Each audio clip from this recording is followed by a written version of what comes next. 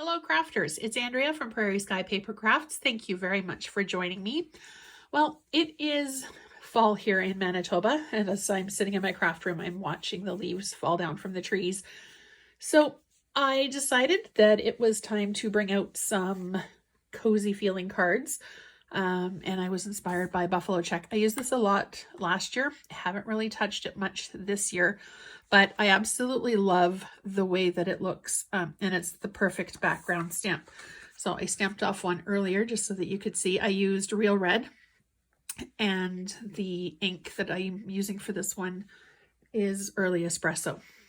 So let's get started.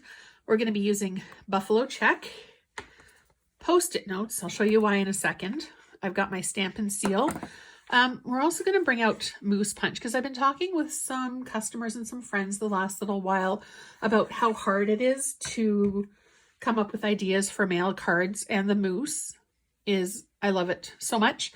And the moose and the plaid just kind of go together. So as I said earlier, Early Espresso ink, and I'm using Real Red and a piece of basic black. So let's get started. So I've already got my stamp set attached onto my Stamparatus. Now there's two ways that I like to do background stamps. I'm just going to pop this off for a second. So I either lay it flat on the surface and then ink, and then just apply the card to the ink and rub it all over. But sure as anything, your fingers are going to get inky. I personally don't have a problem with that. But I find that the Stamparatus for card backgrounds like this is so much easier because not only does it cover your entire card, but if you miss a spot, it gives you the opportunity to go back to exactly where you need it to be. So we're just going to get started. I'm going to grab my piece of Real Red. And the reason that I have a Post-it note is this. So when you put your card, and I'm just going to line it up on the grid mark. So this is the grid paper that you can get.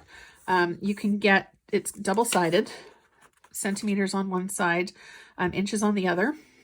And I just use it for the grid lines to line it up exactly where I want it to be, which is kind of important for a directional stamp like this one where you don't really want it askew. Okay, so when you put your stamp down, if you're using a background stamp, or your cardstock, I should say, and you put the magnet, where the magnet goes is not going to get covered with the ink. So I had this thought this morning that if I put a sticky note on the back and give it a good rub to make sure that it stays stuck, and then I line up my cardstock where I want it to be and adhere the magnet to the sticky note, it's going to stay where I put it, and my entire card is now going to get covered with ink. So I'm just going to bring in my Early Espresso. I'm just going to move this over just a bit so you can kind of see what I'm doing. The angle's not quite big enough. Now, a tip that I got from another Stampin' Up! Demonstrator is because the stamp plate angles down, grab another stamp block and put it under, so it'll keep it perfectly flat and still when you're trying to ink it up, just so that it keeps, you get even ink coverage. So I'm just going to go ahead and ink up my stamp.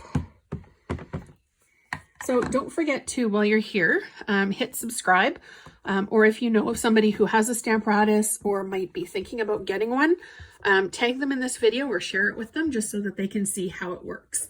So now I'm going to just go ahead, wiggle my hands back and forth.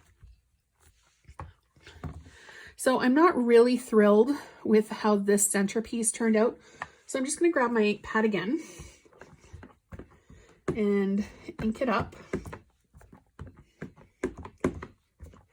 And also, if you're in Canada and see something that you would like, you can always visit my online store, andreaestenson.stampinup.net, or you can go hop over to my Facebook page, Prairie Sky Paper Crafts. I've got tons of inspiration and ideas over there, as well as a link to my shop. All right. So I think I'm good with that because plaid is a little rustic. So I'm just going to leave it like that, but you can keep inking it up as much as you want to get it as dark as you would like. And if you're interested in more Stamparatus videos or techniques, just let me know and I would be happy to do another tutorial coming up soon. All right, so I'm going to move that over. We're done with the ink pad. So I'm just going to close it up. Okay, now I'm going to bring in my basic black and I want to overlay the plaid onto that. But before I do that, I'm going to do a paper saver. And I'm just going to go ahead and I'm going to punch out the moose. Just anywhere that the card will cover, basically. Pop them down. And then there you go. You could actually use this as well if you wanted to make the moose plaid. Just lay it over the other way. Your creation, your decision. Okay, I'm just going to grab my Stampin' Seal. I opened up a new roll today, so because never fails, it would be halfway through the card and the other roll would have been emptied. All right, so I'm just going to flip this over. Now I haven't decided what sentiment I'm going to do, so I'm just going to leave that for now. But you can also take the moose and put them on a circle. You can put it on, do a strip of paper, patterned paper, really whatever your heart desires. But I think I'm just going to leave him black. And let's see. Yeah, I'm just going to leave him black today.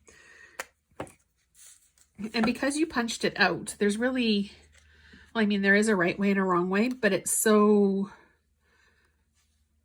the way that the paper curves when you punch it is so minute, you can actually flip him one way or the other way. And if you wanted to do more than one, your creation, your decision. All right, so I'm just going to go ahead and glue him down. And I'm going to make him go on a line, I think.